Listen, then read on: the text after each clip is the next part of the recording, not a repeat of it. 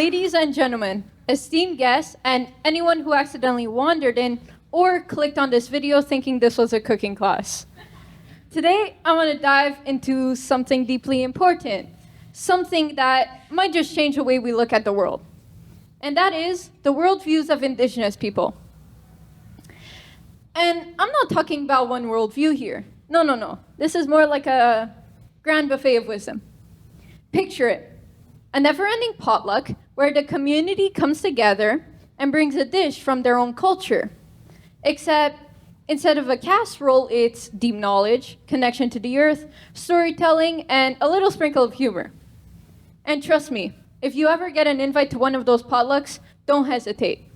The conversations alone are worth the price of admissions. As someone who is not of Indigenous origin themselves, you can trust me when I say I have learned a whole bunch from working on reconciliation with some of our amazing elders and getting a seat at some of those tables. Let's talk about interconnectedness. Look at a plant. If it's dying, do you just blame the seed? Well, you would have to look at the soil, how much you've watered it, how much sunlight it gets, even how many vitamins you've been giving it. All these things come together to build a rich and healthy plant. That's how life kind of works. All these different aspects have to come together if you want to live a happy and healthy life. And that's what interconnectedness is based off of.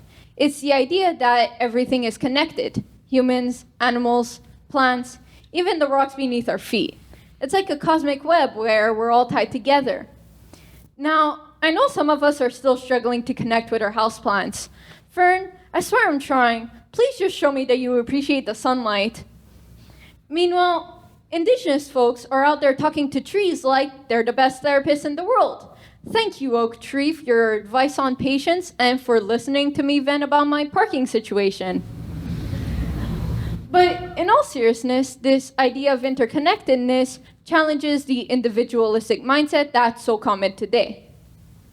Indigenous people see themselves as caretakers of the earth, not owners. It's the difference between borrowing your friend's car and treating it like your own versus borrowing it and immediately spilling coffee all over the seats. One approach shows respect, the other, not so much. Respect for nature. In many Indigenous cultures, nature is not seen as something to conquer or exploit, but as a relative. Maybe even a quirky cousin you don't always understand but still love and care for. Imagine if we treated the earth like family. I can just picture it now. Hey earth, we've got dinner ready. I hope you like this climate change-free lasagna and this organic rainwater salad. But seriously, if we saw the earth as a relative, we might be more inclined to treat it with the care it deserves. Maybe even send it a birthday card every year to say thanks. And if we don't, well, where will we all be living in 50 years? Will we all immigrate to planet Mars? No. Now on to storytelling, which, let's face it, might be one of the best ways to pass down knowledge. For those of you who have heard of it, you would know that it's like Google, but with better character development. Stories, along with their traditions, are passed on through generations, teaching lessons about their land, the animals, and even how to live harmoniously with the earth. So now you know that the next time you're at a family gathering with that one uncle who tells the same dad joke every time, just remember, at least he's not talking to you about the migration pattern of the caribou through a 30-minute PowerPoint presentation. Now, here's the real kicker. Humor is a huge part of Indigenous worldviews. Life can be tough, and humor is often used as a way to cope with life's challenges. Imagine this, an Indigenous elder recounting a tale of a bear trying to steal their lunch. Instead of getting mad, the elder says with a grin, "That bear has better taste than half of my relatives." Now, we all have that moment where we look at a bear or maybe a raccoon in your garbage and think, well, if you're gonna steal my food, at least give me some style tips, buddy. Humor is more than just a laugh. It's a way to cope with life's challenges, to teach resilience, and to remind us that while life can be a wild ride, we don't always have to take it all so seriously.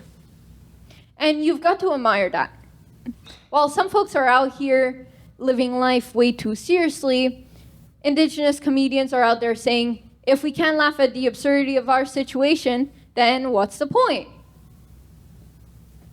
At the end of the day, the worldviews of Indigenous people teach us the beauty of interconnectedness, respect for nature, storytelling, and the importance of finding humor in life.